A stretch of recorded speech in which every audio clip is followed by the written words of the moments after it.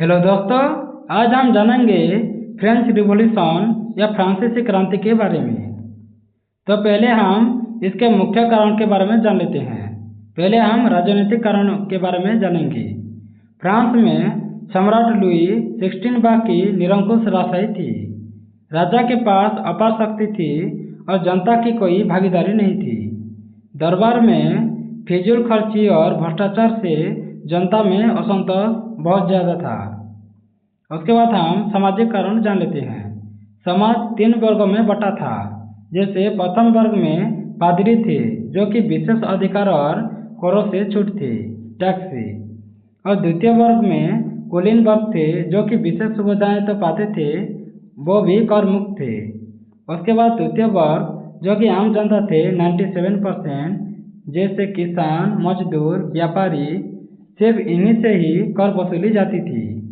और सामाजिक असमानता चरम पर थी उस टाइम पर। उसके बाद आर्थिक कारण जान लेते हैं। फ्रांस भारी कर्ज में डूबा था, विशेषकर अमेरिका की स्वतंत्रता संग्राम में मदद से। आम लोगों पर करों का अत्यधिक बोझ था, खाद्य संकट हो रहा था और रोटी की कीमतें बहुत बढ़ गई थी। उसके बाद हम जान लेते हैं बौद्धिक कारण या प्रबोधन काल के विचारक के बारे में।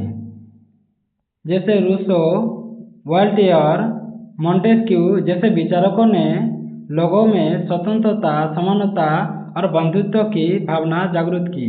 कौन कौन? रूसो, वोल्टेयर और मोंटेस्क्यू। उसके बाद हम फ्रांसीसी क्रांति की प्रमुख घटना के बारे में जान लेते हैं।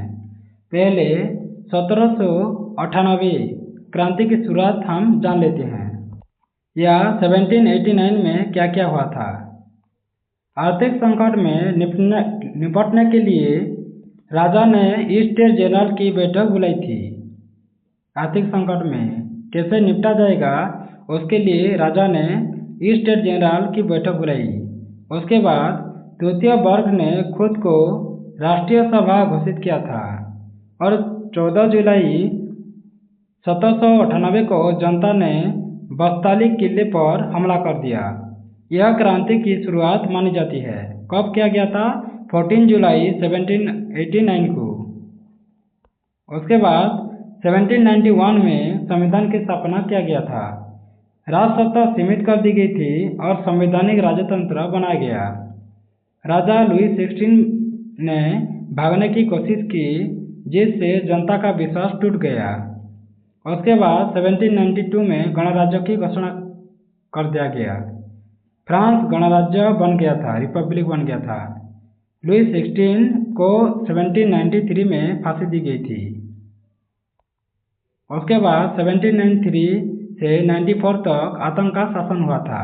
जैसे रोबिस्पियर और जोकेबिन दल का शासन हुआ था। हजारों लोगों की गिल्टिन से हत्या की गई, किसी को भी शंका में मार दिया जाता था। अंततः रोबिस्पियर को भी फांसी दी गई थी। उसके बाद 1795 से 99 तक डायरेक्टरी का शासन चला था। जब 500 सदस्यों की डायरेक्टरी सरकार बनी, पर यह कमजोर और भ्रष्ट थी। इसी दौरान नेपोलियन बोनापार्टे उभरे थे। उसके बाद 1799 में क्रांति का अंत हो गया। जैसे नेपोलियन ने तख्ता पलट कर सत्ता हथिया ली और फ्रांस के पहले कौंसुल बने थे, कौंसुल या काउंसिल बने थे। उसके बाद में खुद को सम्राट घोषित कर दिया था। उसके बाद क्रांति समाप्त हो गई, पर इसके आदर्श दुनिया भर में फैल गया। उसके बाद हम जान लेते हैं फ्रांसीसी क्रांति के प्रभाव के बारे में। पहले राजशाही का अंत हो गया, जैसे निरंकुश राजशाही समाप्त हो गया और गणराज्य की स्थापना हो गई। उसके बाद लोकतांत्रिक विचारों का प्रचार हुआ, जैसे स्वतंत्रता, समानता, बंधुत्व, लिबर्टी, इक्वालिटी और फर्टिलिटी जैसे आदर्श उभर गए और पूरी दुनिया में इन विचारों से क्रांतिकारी आंदोलन शुरू हो गए। उसके बाद सामाजिक सुधार हुआ, सामंतवाद समाप्त हो गया और आम जनता, विशेषकर मध्यम वर्ग को अधिकार मिल गया। उसके बाद वैश्विक प्रभाव क्या क्या हुआ। फ्रांसीसी क्रांति ने अमेरिका, लैटिन अमेरिका, भारत सहित अन्य देशों के स्वतंत्रता संघर्ष को प्रेरणा दी। उसके बाद हम जान लेते हैं महत्वपूर्ण क्रांतिकारी और विचारक के बारे में। पहले रूसो थे, जो कि वो सामाजिक समझौता सिद्धांत को फॉलो करते थे या सोशल कॉन्ट्रैक्ट लिखे थे वो। उसके बाद वोल्टेयर अभिव्यक्ति की स्वतंत्रता के पक्षधर थे।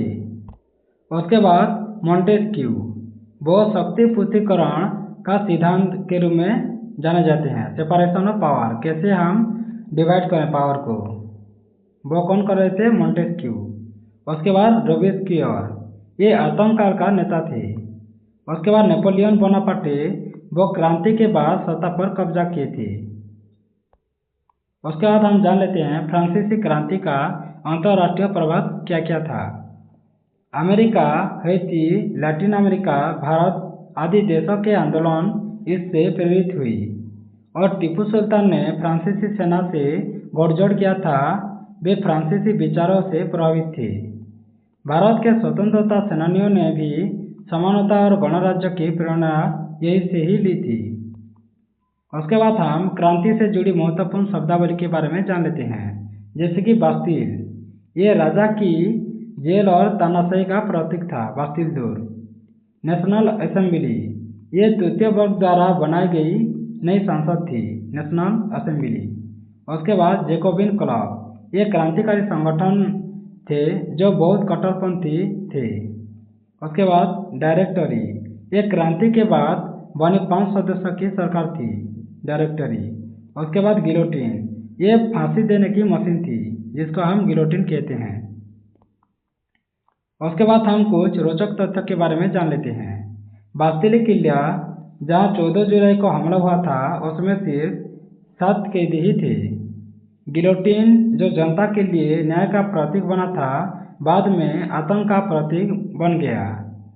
14 जुलाई को आज भी फ्रांस का राष्ट्रीय दिवस के रूप में मनाया जाता है। उसके बाद हम जान लेते हैं महत्वपूर्ण घोषणाएं के बारे में।